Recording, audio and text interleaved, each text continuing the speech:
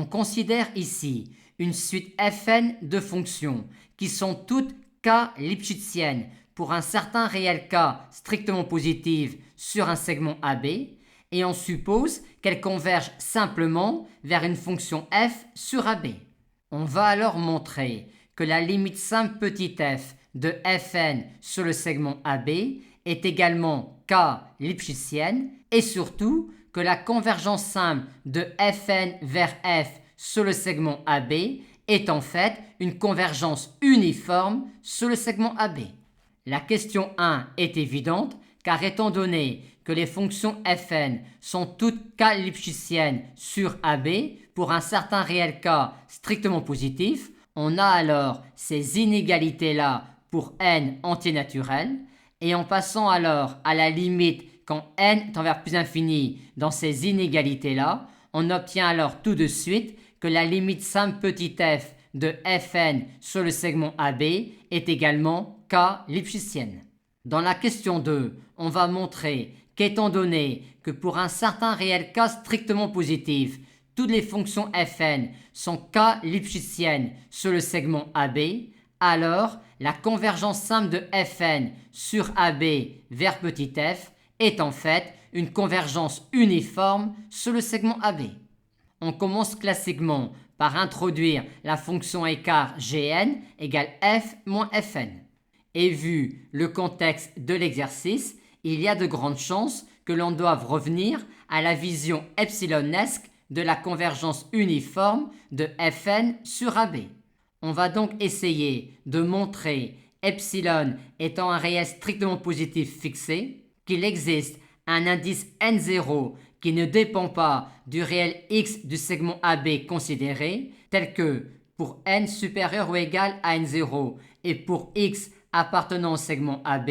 la distance de f de x à fnx est inférieure ou égale à epsilon. Notons que Fn convergeant simplement vers f sur le segment AB, on sait que pour chaque x du segment AB, il existe un indice n0 mais qui dépend de x, à partir duquel la distance de f de x à fnx est inférieure ou égale à epsilon. Et l'enjeu ici est de montrer l'existence d'un indice n0 qui ne dépend pas du réel x du segment AB considéré, à partir duquel la distance de f de x à fnx est inférieure ou égale à epsilon.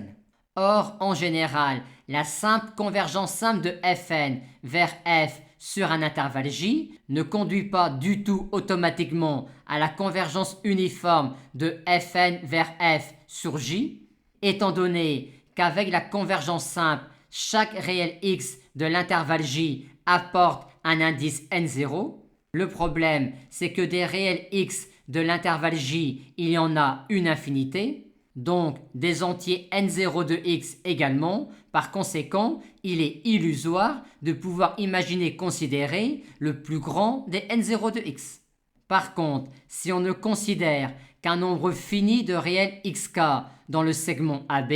on pourra alors trouver un indice n0 à partir duquel la distance de fnx à f de x sera inférieure ou égale à epsilon, et ce, pour tous les réels x parmi les nombres finis de réels xk considérés. Et on va maintenant montrer que cet indice n0 là, qui fonctionne pour les réels du segment AB que sont les réels xk,